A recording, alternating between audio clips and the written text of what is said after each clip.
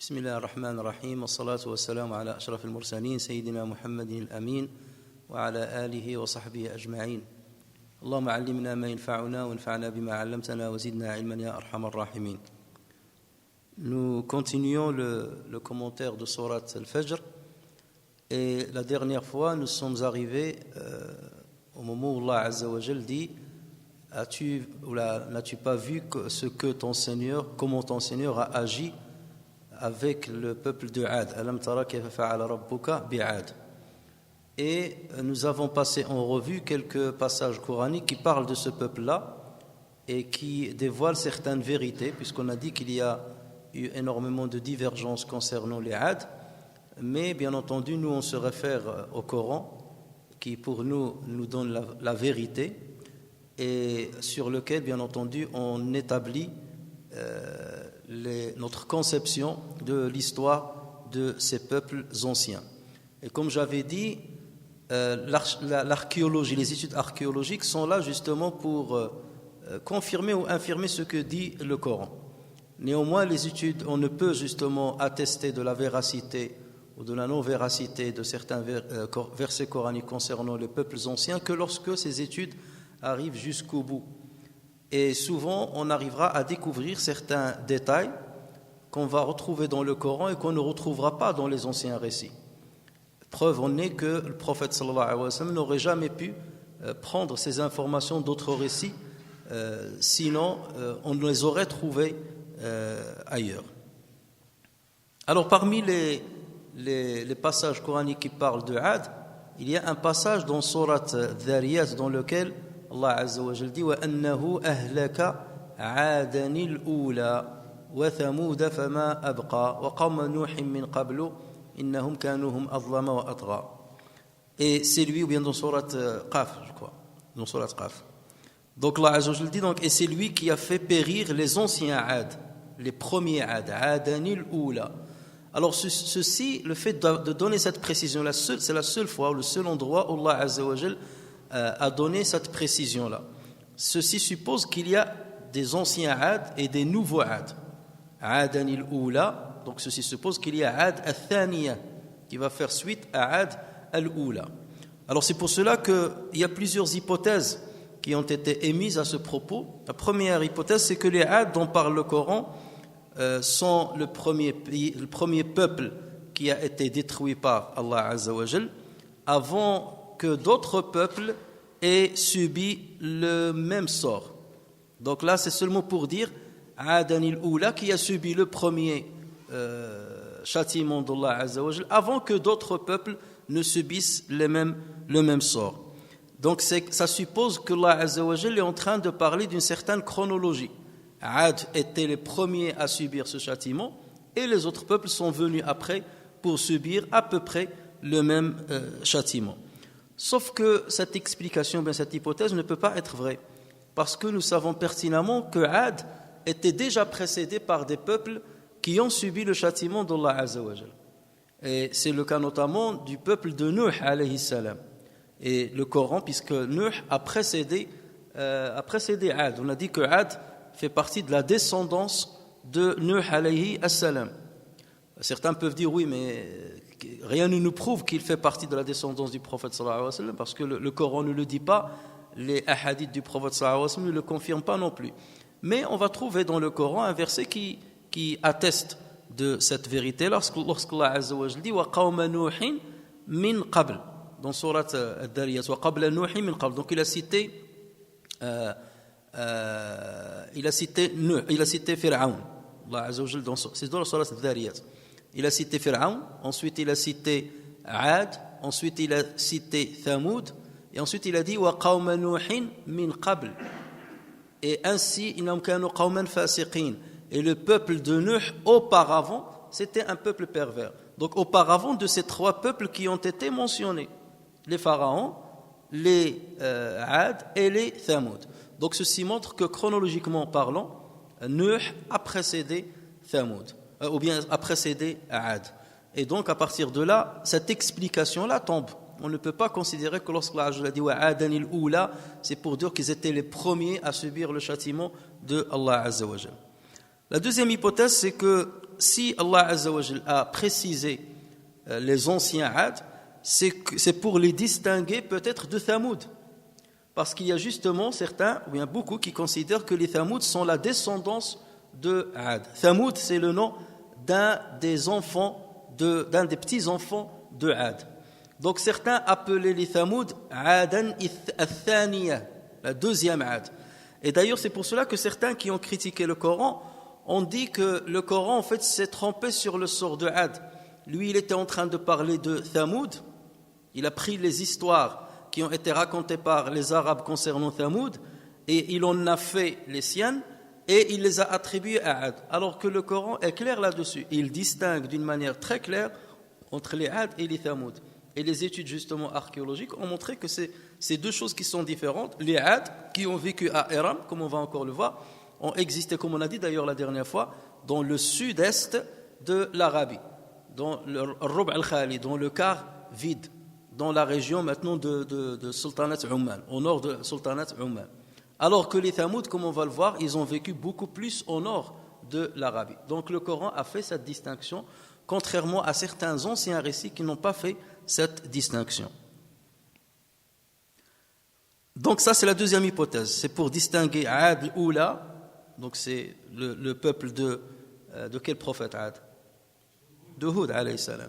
Et Ad al-Thaniya serait les Thamoud, dont le prophète était Salih, Sayyidina Salih alayhi salam.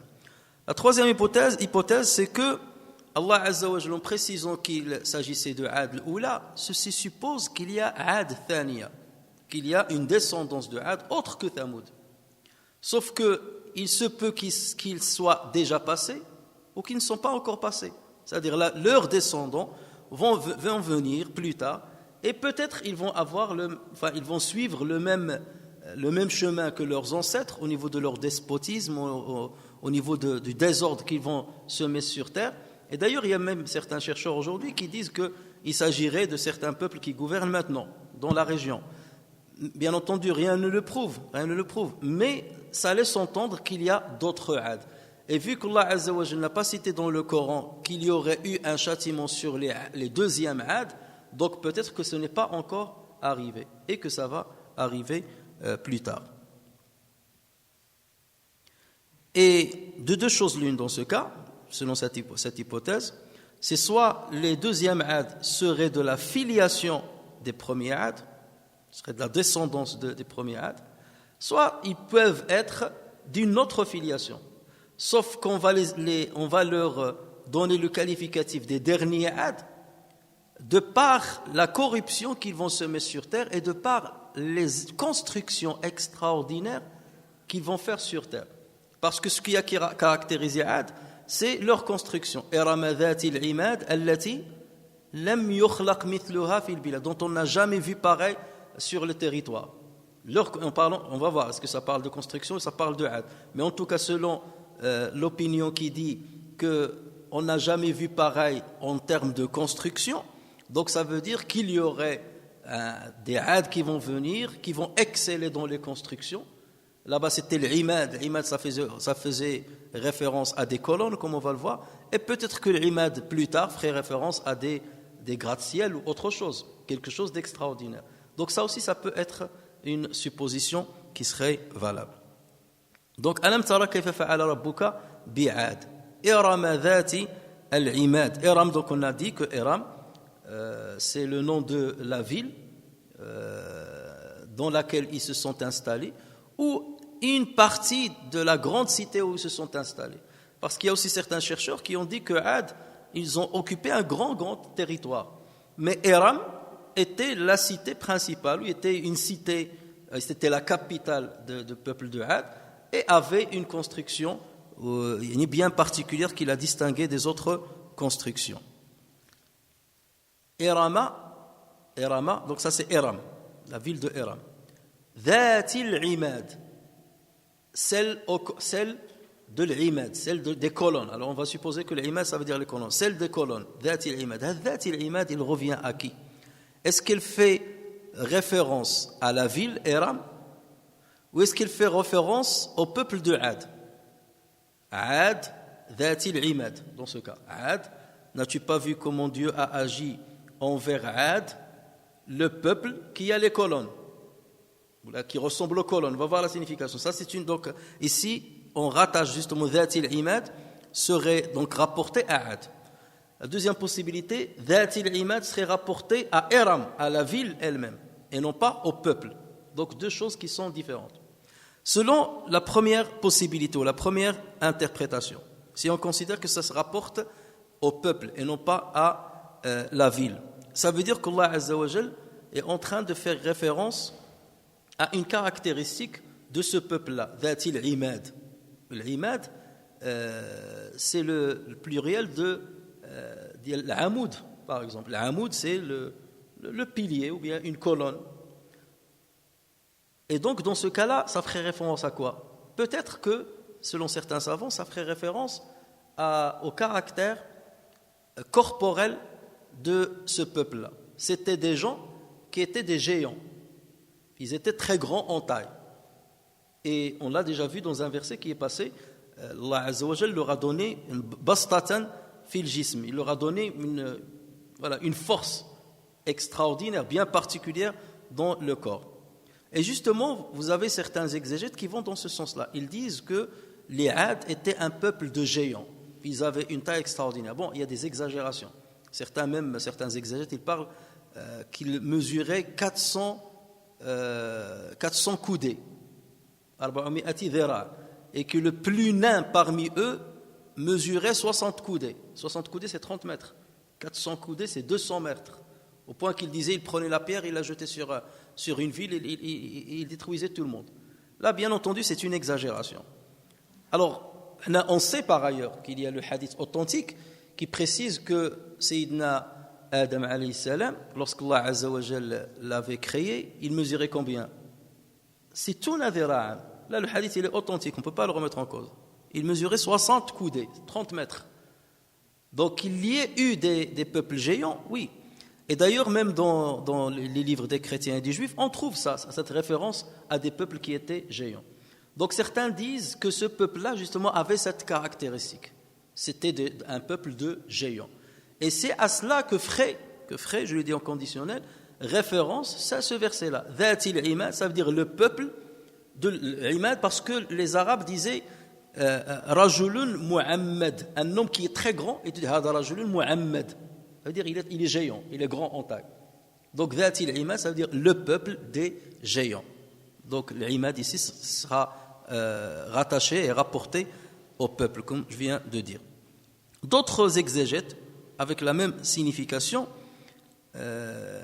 ils disent que, certes, l'Imad fait référence au peuple et non pas à la ville de Iram. Mais l'Imad, ça veut dire les colonnes. Les colonnes ou les piliers. Et ça fait référence en fait à l'A'mida, aux piliers avec lesquels on dressait les tentes. Lorsque tu mettais autrefois une tente, tu mettais des piliers au milieu et sur les côtés pour que la tente soit élevée. Donc le Coran fait plutôt référence, ou ferait plutôt référence aux tentes de ce peuple-là. Ce qui suppose que ce peuple-là était un peuple nomade. Ils ne restaient pas à un seul endroit, ils cherchaient à chaque fois les bons pâturages, et donc ils prenaient avec eux leurs tentes et ils les dressaient là où ils s'installaient. Mais malgré cela, ils avaient construit une cité à laquelle ils revenaient lorsqu'ils en avaient besoin, ou à travers laquelle ils commerçaient, comme on va le voir, parce qu'il y avait beaucoup de caravanes qui passaient par cet endroit-là, et ces caravanes, pour chercher l'eau, ils passaient dans Iram, ils passaient par la ville de Iram, et ils devaient payer une taxe pour profiter de l'eau qu'il y avait dans cet endroit désertique. Et on a dit cet endroit, Al-Rub' al-Khali, c'est un endroit désertique. Est-ce qu'à l'époque déjà il était désertique, ou ce n'est que plus tard qu'il était désertique? En fait, on sait que le Jazira al-Arabia, comme on a dit la dernière fois, était rempli de verdure et de pâturage autrefois. Mais est-ce que pendant l'existence des Ad, c'était le cas? Il se peut. Comme il se peut que la région était désertique, mais Iram et l'entourage de Iram, et cet endroit-là, il y avait beaucoup d'eau, ce qui fait que les caravanes qui passaient par là devaient obligatoirement camper à cet endroit, et les Ad profitaient de leur présence pour prendre des taxes, en contrepartie de quoi ils leur assuraient certains services, comme le fait de leur donner de l'eau.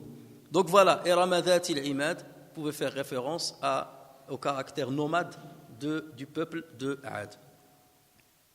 Maintenant, si on considère que Dhat al-Imad se rapporte à la ville et non pas au peuple, donc la ville avec l'Imad, la ville aux colonnes, c'est comme ça que la traduction sera, la ville aux colonnes et non pas le peuple grand ou le peuple des grands, des géants, la ville ou la cité aux colonnes. Et ceci est beaucoup plus probable. Pourquoi? Parce que, rappelez-vous, lorsqu'on a cité certains versets concernant les Ad, dans Sourate Shu'ara, Hud alayhi salam, qu'est-ce qu'il leur disait? Il leur disait: bâtissez-vous par frivolité sur chaque colline un monument. Donc, lorsqu'il dit monument, ce n'est pas forcément que des demeures dans lesquelles ils vont habiter, des monuments qui sont gigantesques. Et donc, forcément, lorsque tu construis des monuments qui sont grands, qui sont hauts, tu as besoin de grands piliers. Et c'est ça qui va caractériser les constructions et les bâtis de ce peuple-là. Et édifiez-vous des châteaux comme si vous deviez demeurer éternellement, donc ce qui montre que les châteaux étaient énormes. Donc selon cette explication-là, c'est la ville aux colonnes. Donc ça veut dire qu'il y avait une construction avec des colonnes ou avec des tours qui sont géantes. Ensuite, Allah Azza wa Jal dit: Allati lam yukhlaq mithluha fil bilad. Le verset 7, dont jamais pareil ne fut construite, si jamais on parle de la ville, ou ne fut créée si on parle du peuple. Allati lam yukhlaq. Est-ce que l'ati revient à Ad ou est-ce qu'il revient à Iram? Les deux sont possibles. Allati, ce pronom-là, il revient soit à Iram, à la ville, parce qu'il est féminin, soit il revient à Ad. Et lorsqu'on parle d'un peuple, on peut le citer au féminin comme on peut le citer au masculin. D'accord? Donc les deux sont possibles. C'est pour cela que, selon un cas ou un autre, on va avoir une traduction ou une autre. Donc si on considère que l'imad, les colonnes, reviennent ou sont attribuées à Ad, dans ce cas, dont jamais ne fut créé dans les pays. Jamais un peuple n'a été créé comme ces gens-là. Voilà la première traduction. Si en revanche on considère que les colonnes reviennent à la ville, ça veut dire jamais une ville ou une cité ne fut construite comme la ville de Hiram, la ville aux colonnes. Et donc selon le cas, selon l'interprétation qu'on va donner au premier verset, on va traduire le deuxième. Que disent maintenant les recherches archéologiques dont j'ai fait allusion la dernière fois? Alors, il y a certaines études archéologiques qui disent qu'il y avait 5000 ans, et c'est des études qui commencent maintenant de plus en plus à prendre forme et à présenter des vérités, et non pas des hypothèses, des vérités établies de par tous les vestiges qu'on a trouvés et les monuments qu'on a trouvés. Ils disent qu'il y a 5000 ans, il y avait un peuple nommé Hiram qui vivait dans le quart vide du côté de Oman, comme on a dit, sultanat de Oman, comme on a dit la dernière fois. Et justement, on a trouvé des archives dans la ville d'Ebla. C'est une ville qui se trouve au nord-ouest de la Syrie. Et dans ces archives-là, on a trouvé qu'il était mentionné une ville appelée Hiram qui a disparu déjà. Et les textes trouvés dataient de 2000 ans avant Jésus-Christ. Mais il restait bien entendu à découvrir l'emplacement de cette ville. Les documents ne citaient pas où se trouvait cette ville. Mais en tout cas, ces documents, bien ces archives-là, ont été retrouvés au nord-ouest de la Syrie, donc bien loin de la ville de Hiram, telle qu'on la connaît maintenant. Et c'est alors qu'un archéologue amateur, et qui est réalisateur de documents, qui est encore vivant, il est très âgé maintenant, qui est réalisateur de documentaires scientifiques, qui s'appelle Nicolas Claps, Nicolas avec un S à la fin, et Clapp, Nicolas Clapp avec 2 P à la fin, C-L-A-2-P, vous pouvez trouver sur Internet. C'est lui qui va entreprendre des recherches en se basant sur les travaux d'un Britannique qui s'appelle Bertram Thomas, qui est né en 1892 et qui est mort au Caire, Al-Qahira, donc à la capitale d'Égypte, qui est mort en 1952. Cet homme-là, c'était un explorateur, c'était un Britannique, parce que comme vous le savez, les Britanniques avaient colonisé cette région-là et ils avaient envoyé des émissaires et des espions justement pour étudier cette terre-là pour un programme qu'ils allaient installer par la suite. Et parmi ces espions les plus célèbres, il y a Édouard Thomas, Édouard, comment il s'appelle? Laurence d'Arabie, comment il a son prénom? Édouard Laurence, je crois. On l'appelle Laurence d'Arabie. Lui, c'était un espion. Les Arabes, ils l'ont pris pour quelqu'un qui s'est converti à l'islam, qui voulait leur bien et tout ça. Mais sa mission était de récolter le maximum d'informations concernant les tribus dans la péninsule arabique et de voir, et de les pousser justement à demander l'indépendance de l'Empire ottoman, à se révolter contre l'Empire ottoman. Et c'est ce qui a eu lieu, c'est ce qui est arrivé. Et justement, c'est lui qui a négocié avec certaines familles pour installer sur la péninsule arabique des monarchies, comme on les trouve aujourd'hui, les monarchies qui contrôlent le pétrole de l'Arabie. Donc il a joué un rôle très dangereux, c'est quelqu'un de très très dangereux, il a joué un rôle très important et il avait même une longue main dans l'installation d'Israël en Palestine. Donc c'est quelqu'un, et il est mort en 1932 dans un accident, il était sur sa moto, dans des circonstances un peu bizarres. En tout cas, il y a eu une rencontre entre Laurence d'Arabie et cet explorateur Bertrand Edwards, cet homme-là, il a recueilli un petit peu toutes les informations chez les Bédouins de toute la péninsule arabique, et notamment dans cette région d'Oman. Et c'est eux qui lui ont raconté l'histoire justement d'un peuple ancien, d'une ville, et ils l'ont ramené jusqu'à l'endroit justement de Éram. Et il a trouvé des vestiges. Et lorsqu'il a rencontré Laurence d'Arabie, il lui en a parlé, il lui en a fait part, sauf que Laurence n'a pas eu le temps d'aller, après ce qu'ils disent, d'aller explorer cet endroit-là. Alors il y a certains qui disent que même au contraire, que les Britanniques avaient pillé les richesses qu'ils avaient trouvées dans cet endroit-là. Parce qu'à l'époque, vous imaginez, cet endroit était peu fréquenté, voire pas du tout fréquenté, et on parle d'une ville extraordinaire, comme on a dit la dernière fois, où il y aurait de l'or, où il y aurait des perles, où il y aurait... Donc on aurait peut-être trouvé ça aussi, et ça a été pillé, comme on a pillé beaucoup de trésors en Égypte d'ailleurs, qu'on retrouve aux États-Unis, ou même en France d'ailleurs.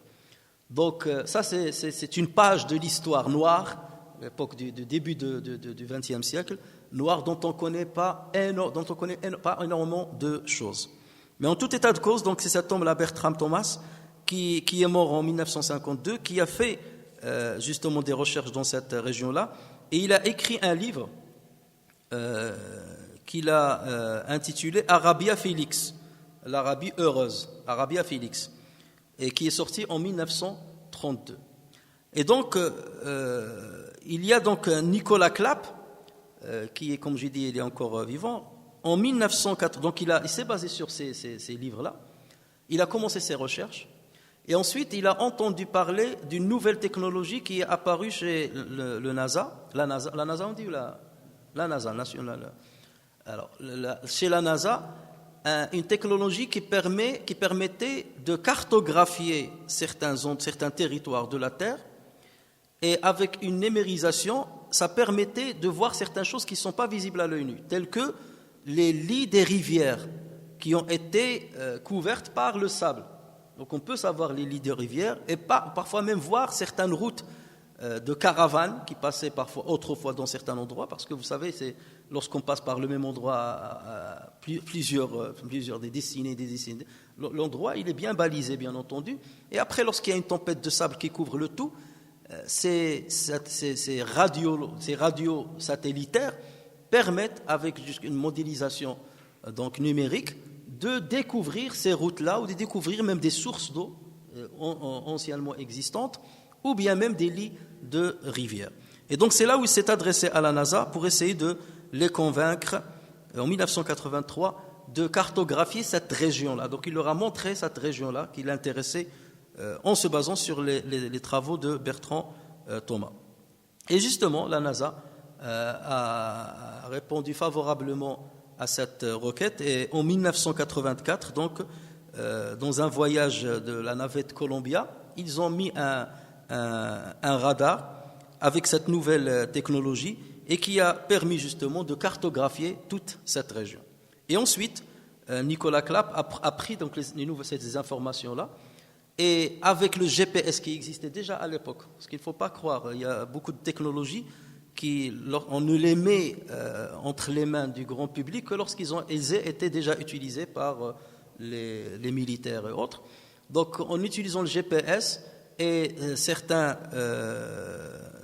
technologies par hélicoptère justement, ils ont réussi à retrouver justement l'endroit de Iram. Et Nicolas Clapp donc il s'est rendu à Oman et il a découvert cet endroit-là. Et avec donc les fouilles archéologiques, ils ont réussi à déterrer des poteries, beaucoup de poteries.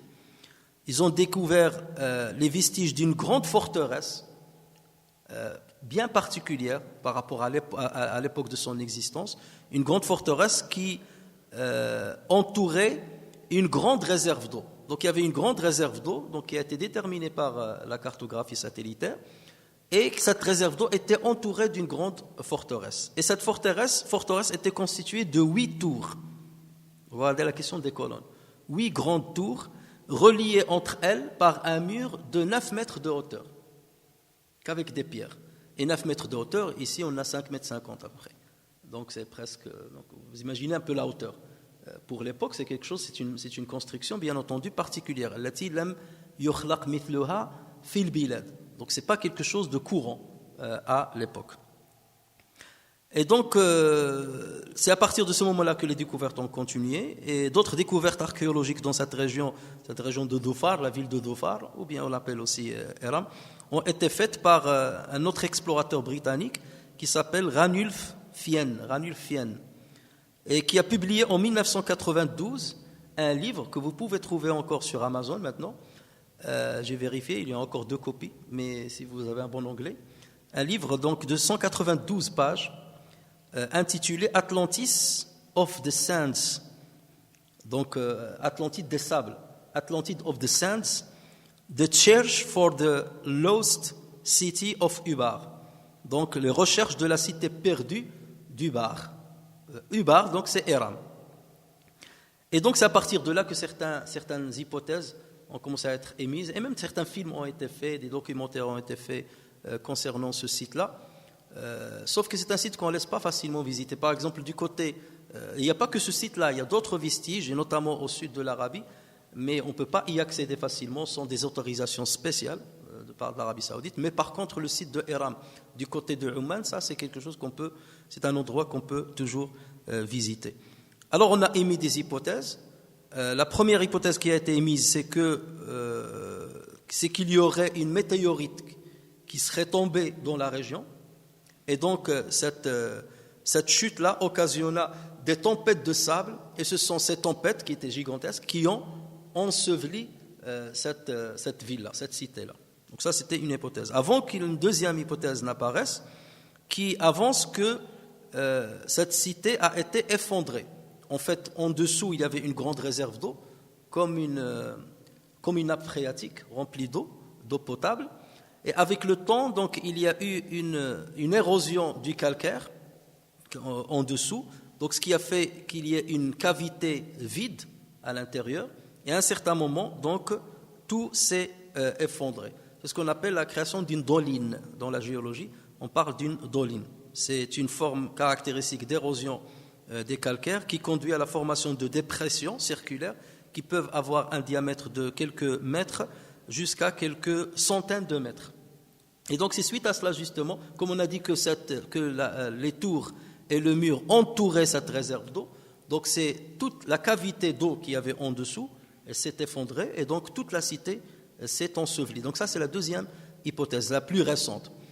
Mais bien entendu, lorsqu'on revient au Coran, Allah Azza wa Jal, de quoi il a parlé? Il a parlé d'un vent, un vent mugissant, un vent très fort qui a fait disparaître et qui a fait ensevelir cette cité-là, un vent qui a duré pendant combien? 7 nuits et 8 jours.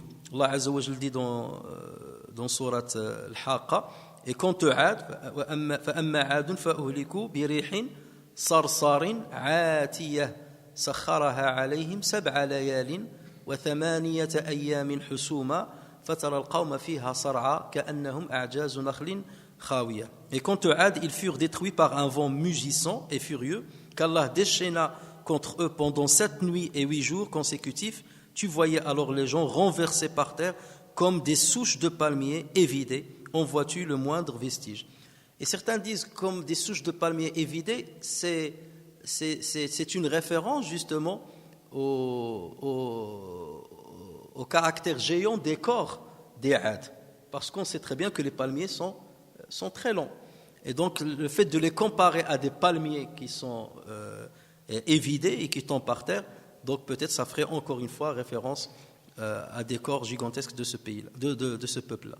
Et donc bien entendu, reste maintenant pour déterminer est-ce que vraiment ils avaient des corps géants, c'est de faire des recherches archéologiques qui détermineraient on trouverait des ossements de certains êtres qui sont géants.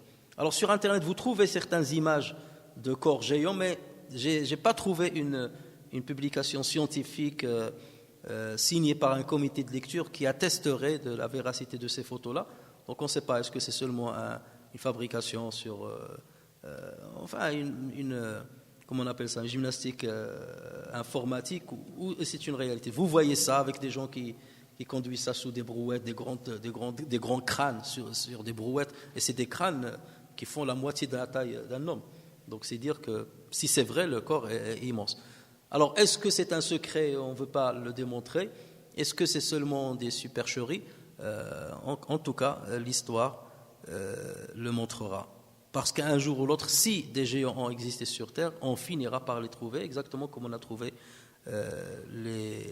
les corps des dinosaures, ou les ossements des dinosaures.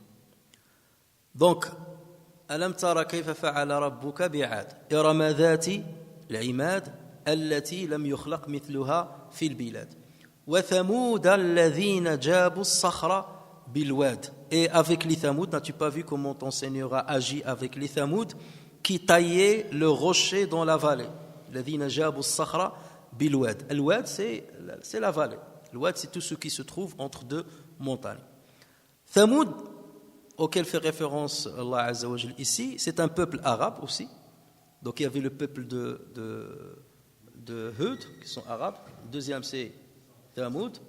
Et le troisième peuple arabe c'est Madian, de Shu'aib alayhi salam, de Madian. Donc Allah Azza wa Jal, donc Thamoud est un peuple arabe qui a existé après les Ad, donc ils sont venus après les Ad, et ils sont la descendance de Ad. Et dans Surat Al-A'raf, Allah Azza wa Jal rapporte ce que disait le prophète Salih au peuple de Thamoud. Il leur disait وَاذْكُرُوا إِذْ جَعَلَكُمْ خُلَفَاءَ مِنْ بَعْدِ عَادٍ. Et rappelez-vous quand Allah Azza wa Jal vous fit succéder aux Ad. Donc ça veut dire que c'est de la descendance de Ad. وَاذْكُرُوا إِذْ جَعَلَكُمْ خُلَفَاءَ مِنْ بَعْدِ عَادٍ وَبَوَّأَكُمْ فِي الْأَرْضِ تَتَّخِذُونَ مِنْ سُهُولِهَا قُصُورًا وَتَنْحِتُونَ الْجِبَالَ بُيُوتًا فَاذْكُرُوا آلَاءَ اللَّهِ وَلَا تَعْثَوْا فِي الْأَرْضِ مُفْسِدِينَ. Et rappelez-vous quand il vous fit succéder au Ad et vous installa sur la terre, vous avez édifié des palais dans ces plaines, donc des palais dans les plaines de la terre, et taillé en maisons les montagnes. Rappelez-vous donc des bienfaits d'Allah et ne répandez pas la corruption sur terre comme des fauteurs de troubles. وَثَمُودَ الَّذِينَ جَابُوا جَابَ يَجُوبُ جَوْبًا. Le substantif c'est جَوْبًا. Ça veut dire quoi jaba? Jaba ça veut dire qata'a. Il a coupé ou déchiré. Et c'est d'où l'appellation le jaib.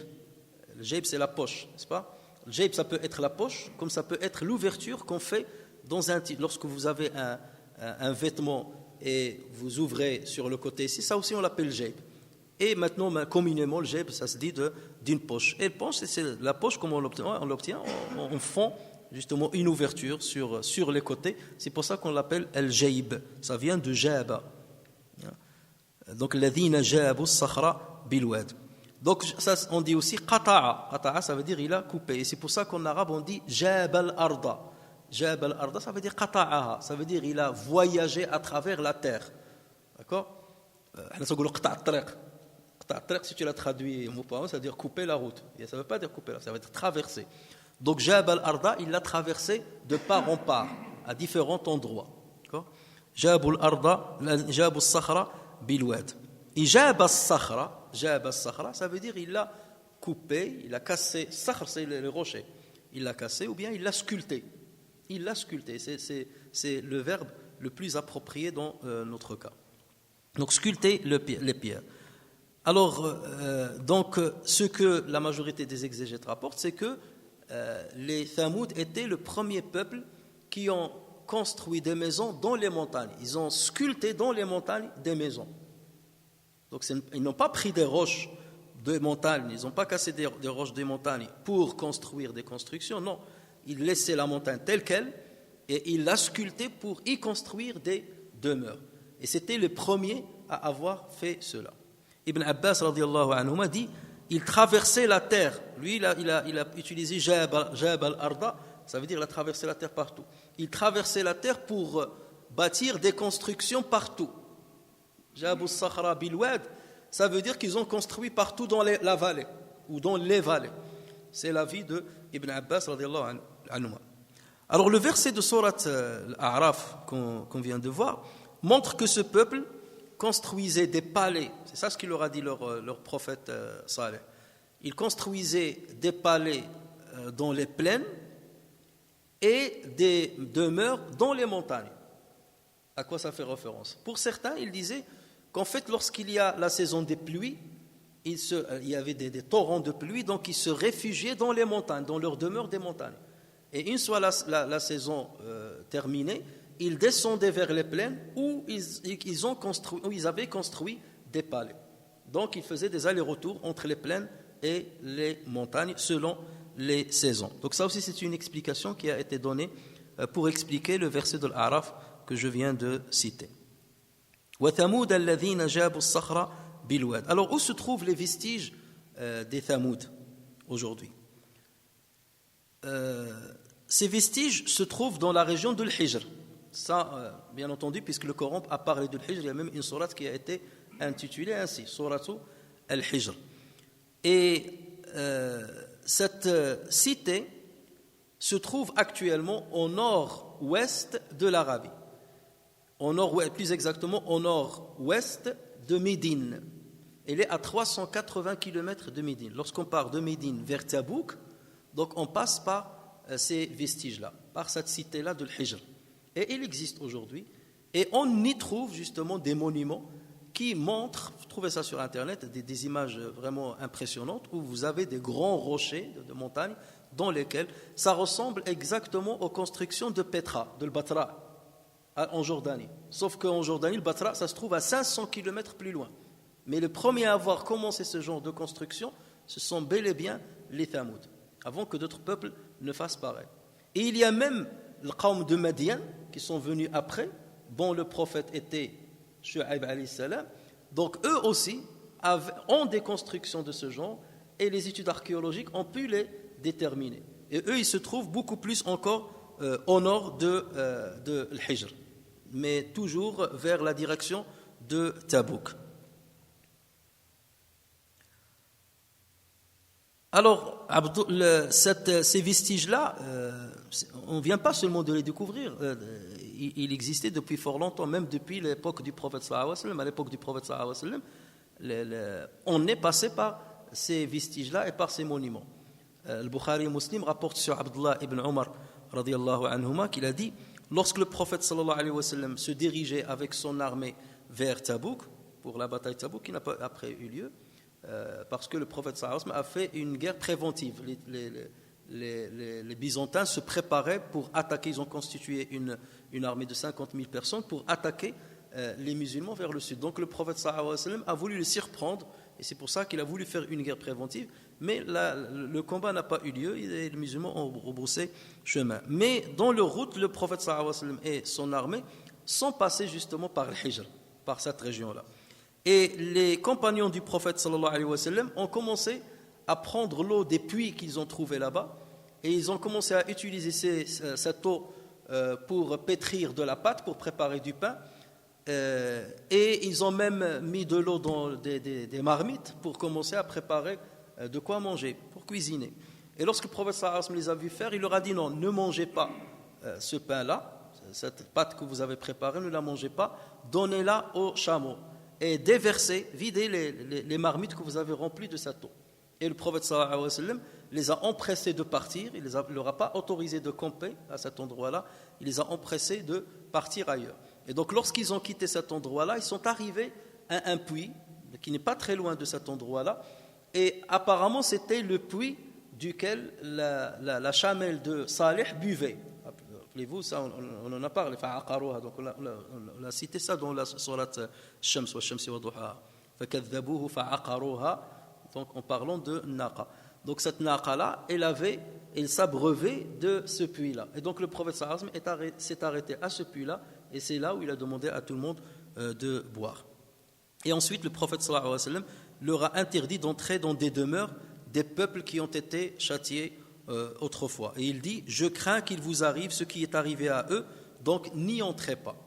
Et dans un autre hadith authentique aussi, rapporté par le Bukhari et Muslim, sur Abdullah ibn Omar toujours, le prophète sallallahu alayhi wa sallam a dit, لا تدخلوا مساكن الذين ظلموا أنفسهم أن يصيبكم ما أصابهم إلا أن تكونوا باكين.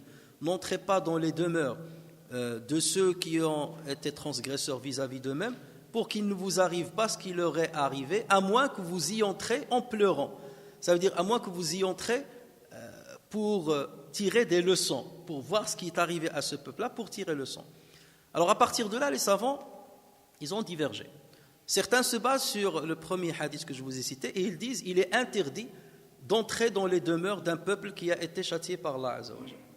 Pour d'autres savants, non, ils disent non, si on peut y aller, mais à condition, on n'y va pas pour faire le divertissement, la distraction, ou construire des campements, ou construire des cafés, ainsi de suite, comme malheureusement ça s'est fait dans certains endroits. Madain Salih, c'est malheureusement ce qui a été fait. Ils ont construit des restaurants, des cafés, et les gens, ils allaient passer la journée là-bas pour se divertir, ou chanter, et ainsi de suite, jusqu'à ce qu'il y avait justement un torrent qui a tout cassé. Non, ça c'est interdit de le faire dans ce sens-là. En revanche, si on y va pour se remémorer l'histoire, pour voir ce que le Coran a dit, pour tirer leçon de ce que peut arriver à un peuple qui désobéit à Allah Azza wa Jalla, il n'y a pas de mal à le faire. Et ceci me rappelle certaines questions que j'ai reçues de plusieurs frères et sœurs qui disent, est-ce qu'on a le droit d'utiliser certains produits de la mer morte? Là aussi, il y a certains savants qui ont dit non, on n'a pas le droit d'utiliser les produits de la mer morte comme le sable et ainsi de suite. Pourquoi? Parce que c'est là où serait mort, où serait détruit et châtié le peuple de l'autre. Alors la première chose, c'est qu'il n'y a rien qui prouve cela. On n'a pas un hadith qui prouve que la mer morte, c'est là où le peuple de l'autre a été enseveli. Donc rien ne le prouve. Ça, c'est la première chose. Et deuxième chose, cette question, puisque le prophète sallallahu alayhi wa sallam, il a parlé beaucoup plus de Thamoud, et lui il a parlé le fait de rentrer dans ces demeures-là pour camper ou autre chose. Mais l'utilisation des produits, de certains produits de la mer morte, tant qu'on n'a pas une preuve formelle que c'est les demeures de l'autre, donc de Qawm Lot, donc il n'y a pas de problème à ce qu'on utilise les produits de cette mer, de la mer morte.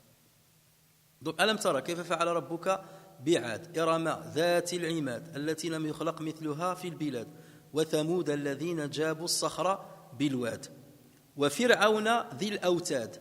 N'as-tu pas vu comment Dieu a agi envers Pharaon, l'homme aux épieux? Fir'auna dhil awtad, l'homme aux épieux. Ça, c'est la traduction que vous allez trouver. Donc là, après avoir cité Ad, Thamoud, il a cité Fir'aun. Alors lorsqu'il cite Fir'aun, bien entendu, il n'a pas cité le peuple de Fir'aun, il a cité Fir'aun parce que son peuple était tellement asservi que, c'est-à-dire ce que décide Fir'aun est exécuté par le peuple. Voilà pourquoi Allah Azza wa Jal s'est contenté de citer Fir'aun. Mais normalement, il fait allusion à Fir'aun et à son peuple. فَاسْتَخَفَّ قَوْمَهُ فَأَطَاعُوهُ. Il s'est mal comporté envers son peuple, il a sous-estimé son peuple et ils l'ont suivi. Et ils lui ont obéi. Et donc ça fait référence à l'histoire qu'avait Pharaon avec Moussa et son frère Pharaon alayhima as-salam. Wa Fir'auna dhil awtad. Al-awtad, c'est le pluriel de l'watad. Al-watad. Et l'watad, c'est un terme qui a plusieurs significations ou fait référence à plusieurs choses, mais le plus souvent, il fait référence au piquet qu'on utilise pour soutenir les cordes avec lesquelles on tient des tentes. Lorsque vous dressez une tente, vous mettez des cordes, et ces cordes-là, vous mettez des piquets, et donc c'est ce piquet-là, le piquet, on l'appelle l'ouatad. Le pluriel, c'est al-autad. Voilà, et il y a le sens figuré de l'autad, lorsque les Arabes disent autadul bilad, les piquets du pays, ça veut dire les dirigeants et les nobles du pays, les chefs du pays. Donc là, on les appelle autadu al-bilad. Lorsqu'on parle de autadul fam, les piquets de la bouche, ce sont quoi? Ce sont les dents. Autadul fam, ce sont les dents.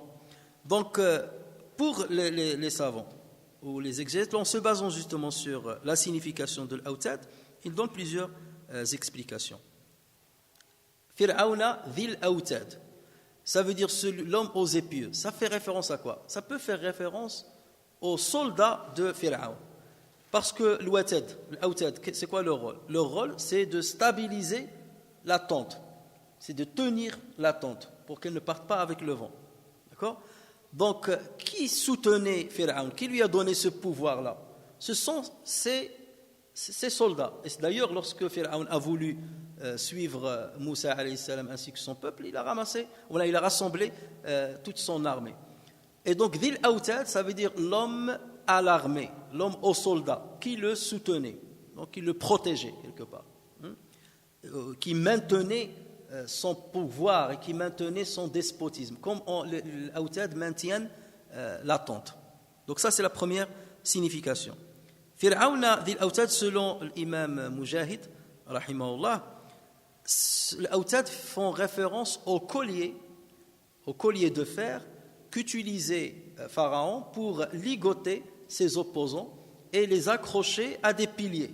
Donc c'était une manière de les châtier, une manière de leur apporter des supplices. Et donc, c'est avec des autad, donc ce sont des colliers avec lesquels il les attachait. En revanche, selon Qatada, ils disent que l'autad, ça fait référence à l'ouatad qu'on connaît. Ça veut dire les piquets des tentes. Et il dit que ça fait référence à des structures qu'on dressait devant Pharaon avec l'autad, avec des piquets, afin d'avoir de l'ombre. Et sous cette ombre-là, donc il y a des troupes qui vont jouer pour divertir Pharaon. Donc Pharaon était assis sur son trône et on dressait donc à l'extérieur comme des grandes tentes avec l'autad, avec les piquets, et c'est là où les troupes venaient pour jouer et pour divertir Pharaon. Donc voici 3 significations qui ont été citées par les exégètes concernant Fir'aun dhi al-autad. Voilà à quoi ça pourrait faire l'autad. Wa Fir'aun dhi al-autad alladhina taghaw fil bilad fa aktharu fiha al-fasad. Tous étaient des gens qui transgressaient dans leur pays et y avaient commis beaucoup de désordre. Alors lorsqu'il dit tous, pour certains savants, il dit ladhina, ism al-mawsoul, ladhina se rapporte au dernier cité. Le dernier cité, c'est qui? C'est Pharaon et son peuple. Donc pour certains savants, ladhina taghaw fi bilad, c'est-à-dire Pharaon qui a transgressé dans le pays où il habitait. Mais pour la majorité des savants, ils disent l'adhina, elle fait référence aux 3 peuples précités, à savoir les Ad, les Thamoud et Pharaon. Et d'ailleurs, on le sait qu'ils ont tous transgressé sur terre. Et ça, c'est le plus probant. La transgression, bien entendu, l'adhina taghaw, lorsqu'on parle de taurien, c'est le fait de dépasser les limites du convenu. À taurien, c'est Inna lamma taghal ma'u hamalnakum fil jariyan. Taghal ma', ça veut dire lorsqu'il a dépassé les limites normales. Donc taghaw, ça veut dire ils ont dépassé les règles de convenance. Et bien entendu, c'est la transgression, c'est la corruption sur terre, c'est le despotisme, c'est l'assassinat sans raison, et ainsi de suite. Et aktharu fiha al-fasad, ils ont multiplié le désordre. Et l'inverse du désordre, c'est salah. Le fasad, son contraire, c'est as-salah, ou la droiture. La droiture, salah, regroupe tout ce qu'Allah Azza wa Jal aime comme œuvre. Et le fasad regroupe tout ce qu'Allah Azza wa Jal déteste, tout ce qu'il a interdit. فأكثروا فيها الفساد فصب عليهم ربك صوت عذاب. Donc ton Seigneur déversa sur eux un fouet du châtiment pour les trois peuples.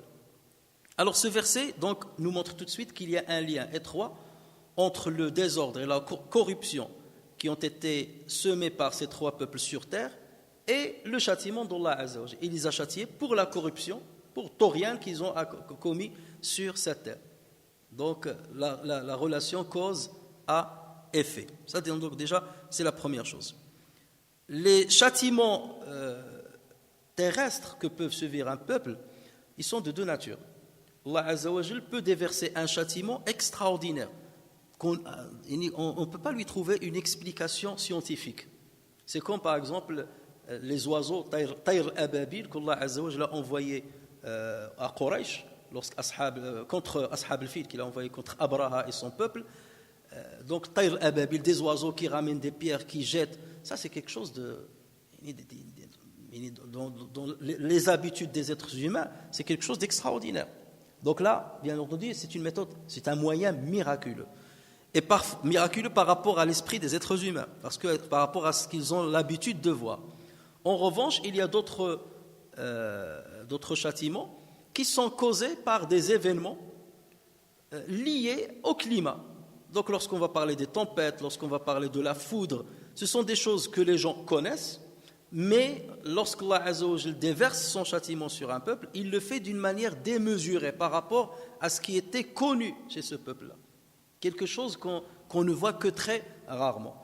Donc lorsqu'on parle par exemple du vent qui a enseveli les Had, c'est un vent qui a duré pendant 7 nuits et 8 jours. Ça c'est très très rare. Un vent qui reste pendant 8 jours. Les tempêtes, si vous voyez les tempêtes de sable, dans les pays où il y a du désert, une tempête de sable de quelques heures, elle fait des ravages. Alors imaginez lorsqu'elle reste pendant 8 jours. Et on peut, c'est pour ça que je vous dis, les études archéologiques peuvent mener à déterminer la véracité du Coran, c'est que cette précision qu'a donnée le Coran, on ne la trouve nulle part. On ne la trouve nulle part. Que le vent a duré 7 nuits et 8 jours. Parce que ceux qui étaient présents, ils ne peuvent pas témoigner de ça. Puisqu'ils ont été anéantis. Donc là, c'est une information que seul le Coran a ramenée. On ne va pas la trouver dans les autres récits. Donc après, on peut maintenant faire une modélisation, une expérimentation, avec une modélisation à échelle réduite, et voir ce que peut causer une tempête d'une certaine grandeur. Donc on peut maintenant calculer une tempête de sable dans un désert naturel, et dire cette tempête-là, on va prendre la plus grande tempête qui a l'habitude de survenir, par exemple, une fois tous les 2 ans ou tous les 10 ans, et essayer de faire une modélisation scientifique sur cette tempête-là qui va durer 7 jours. Et là, on peut déterminer les dégâts qu'elle peut faire. Et maintenant qu'on connaît comment la ville de Hiram était construite, avec cette modélisation, on peut déterminer qu'une ville de ce genre-là pourra être ensevelie, même de 9 mètres, comme on a dit, les murs, pourra être ensevelie en 8 jours. Donc vous voyez qu'on a encore entre les mains des moyens scientifiques par lesquels on peut prouver la véracité du Coran. Lorsque Allah Azza wa Jalla dit فَصَبَّ عَلَيْهِمْ رَبُّكَ صَوْتَ عَذَابٍ, ton Seigneur déversa sur eux un fouet du châtiment. Pourquoi il a parlé de saut? Saut, c'est le fouet. Pourquoi il n'a pas dit فَصَبَّ عَلَيْهِمْ رَبُّكَ الْعَذَابِ? Il a dit صَوْتَ عَذَابٍ. En fait, c'est pour montrer que ce qu'Allah Azza wa Jalla leur a fait n'est rien, c'est insignifiant par rapport au châtiment qu'Allah Azza wa Jalla peut faire descendre s'il veut, ou par rapport au châtiment qu'Allah Azza wa Jalla prépare à ceux qui seront dans l'enfer. Ça veut dire, saut, c'est comme si tu dis, il y a un ensemble de châtiments multiples et variés, et Allah Azza wa Jalla n'a fait descendre qu'un fouet. Ce qui les a touchés, ce n'est qu'un fouet. Et pourtant, ce n'est pas quelque chose d'habituel. Le vent qui a détruit les Thamoud, as-sa'iqa, la foudre ou le cri qui a détruit le vent qui a détruit les Had, as-sa'iqa qui a détruit les Thamoud, et la noyade qui a détruit Pharaon. Et la noyade, c'est quelque chose qui n'arrive pas tous les jours. Qu'une mer se fonde en deux, hein, et qu'il fasse noyer une armée, c'est quelque chose qui n'est pas très fréquent. Et pourtant, il y a quelque chose d'extraordinaire. Et pourtant, là, je le dis, ça c'est saut. Ce n'est que saut à adab. Un petit fouet, c'est un petit fouet par rapport à ce qui peut vous attendre. Et donc, ce genre de citation provoque forcément de l'effroi dans le cœur d'un croyant. Ce verset est en même temps une mise en garde contre tous ceux qui suivront ou qui suivent les pas de ces peuples-là, le despotisme, la corruption sur terre, ainsi de suite, et le désordre sur terre. Voilà ce que vous risquez. Et en même temps, c'est un verset qui va rassurer le prophète Mohammed sallallahu alayhi wa sallam. Et il ne t'en fait pas pour le mal que tu reçois des Qurayshites. Ne t'en fais pas pour la guerre qu'ils sont en train de mener contre toi et contre ton message. Allah Azza wa Jal va te donner le triomphe sur eux et il peut faire pour eux ce qu'il a fait pour les autres.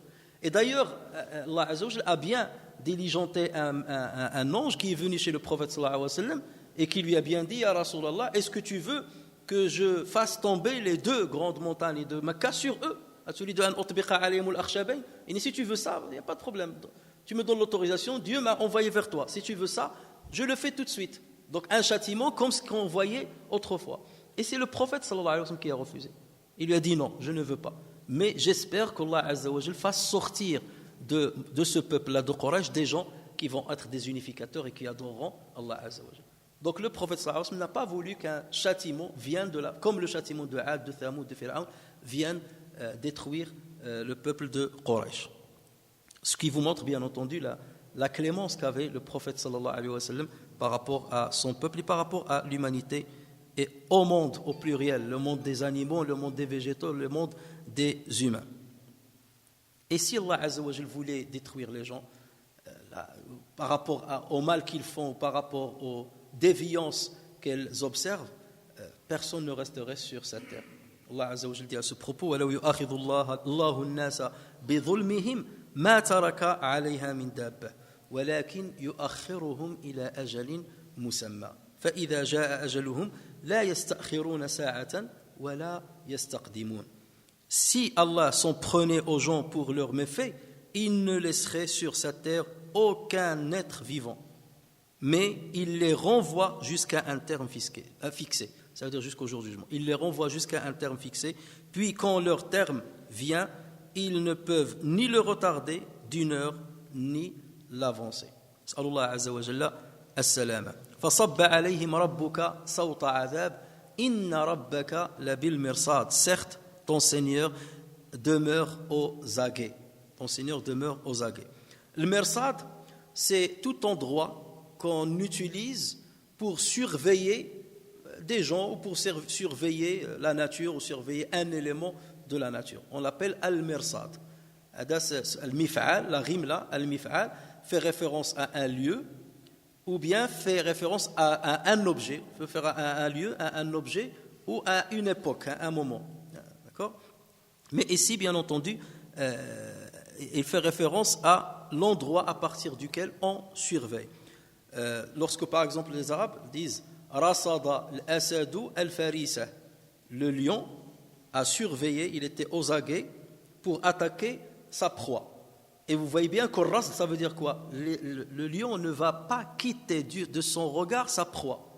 Vous n'avez jamais voir un lion qui va regarder sa proie et il va dire bon, je la laisse comme ça et après je reviens pour la voir, est-ce qu'elle est toujours là? Non, rasada, ça veut dire il fixe le regard, il ne la perd pas d'un œil. Donc il la suit. D'accord? Il ne s'arrête pas, il la guette. Donc inna rabbaka la bil mirsad. Allah Azza wa Jalla aux aguets. Il voit tout ce que vous faites. Donc rien ne lui manque. Il est au courant de tout ce que vous faites. Il sait tout ce que vous faites. Lorsqu'on dit rasad al-ahdath, ça veut dire qu'il a consigné par écrit les événements. Hein? Donc là aussi, inna rabbaka la bil mirsad, ça veut dire qu'Allah Azza wa Jalla consigne tout ce que vous faites. Donc ça aussi, c'est une autre signification qui revient bien entendu en même. Donc, comme j'ai dit, c'est une manière de mettre en garde ceux qui entreprennent les mêmes déviances que les peuples que Allah Azza wa Jalla a cités dans cette sourate. Et en même temps, donc, c'est une manière de rassurer le prophète sallallahu alayhi wa sallam. D'autant plus, regardez, lorsqu'il a dit Inna rabbaka, certes ton Seigneur. Hein, ton Seigneur. Lorsqu'il dit ton Seigneur, la seigneurie, la mention de la seigneurie dans ce genre de verset permet de montrer la proximité qu'avait le prophète sallallahu alayhi wa sallam de Allah Azza wa Jal. Ça veut dire que tu es mon proche. Et toujours lorsqu'Allah Azza wa Jal veut vanter le mérite du prophète sallallahu alayhi wa sallam, il utilise ce qualificatif. وَأَنَّهُ لَمَّا قَامَ عَبْدُ اللَّهِ سُبْحَانَ الَّذِي أَسْرَى بِعَبْدِهِ إِنَّ رَبَّكَ لَبِالْمِرْصَادِ. Toujours pour lui montrer, tu es sous ma protection, tu es proche de moi, je te protégerai contre les autres. Et ceci, bien entendu, était de nature à donner un apaisement au prophète sallallahu alayhi wa sallam, un raffermissement du cœur du prophète sallallahu alayhi wa sallam pour qu'il continue sa mission sans relâche. Inna rabbaka labil mirsad. Alors, je termine là. Ce verset-là, donc le verset 14, pour certains savants, serait la réponse de l'Qasam, la réponse du sermon qu'Allah Azza wa Jalla a utilisé au départ. والفجر وليال عشر والشفع والوتر والليل إذا يسر. Les 5 sermons-là, leur réponse est quoi? Dieu, il jurait par ces 5 moments-là, privilégiés dont on a parlé. Il fait le serment et il jure par ces 5 moments sur quoi? Où est la réponse qu'on appelle Jawabul Qasam? Où est l'objet du serment? Certains disent c'est ce verset-là. Donc il a fallu attendre 13 versets, enfin le 14e verset pour savoir quel est le... Et tout ce qui a été cité entre-temps, c'était des phrases intercalaires. ألم تر كيف فعل ربك بعاد إرم ذات العماد التي لم يخلق مثلها في البلاد وثمود الذين جابوا الصخر بالواد وفرعون ذي الأوتاد الذين طغوا في البلاد. Tout ça, c'est intercalaire. Et Inna rabbaka labil mirsad, c'est l'objet du serment, la réponse du serment. Certains ils disent non, c'est pas la réponse du serment. La réponse du serment, elle est cachée dans les versets qu'on vient de citer auparavant. Ça veut dire qu'Allah Azza wa Jal fait le serment qu'il va châtier les peuples qui outrepassent le convenable. Lorsqu'il lui a rapporté l'histoire de Ad, de Thamoud, de Pharaon, ça sous-entend, voilà, c'est moi qui les ai détruits. Je jure par ces moments et par ces périodes-là, que je vais citer, le Fajr, le Layali al-Ashr, le Shaf' le Watr, ou le Layli idha Yasr, je jure par ces périodes-là que c'est moi qui ai détruit ces gens-là. Ce n'est pas le fruit du hasard s'ils ont disparu.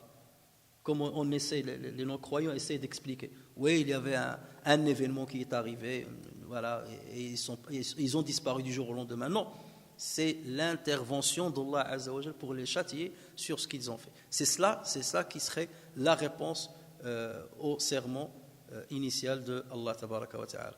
أسأل الله تبارك وتعالى أن يعلمنا ما ينفعنا وأن ينفعنا بما علمنا وأن يزيدنا علما. اللهم اجعل القرآن ربيع قلوبنا وجلاء همنا وذهاب أحزاننا.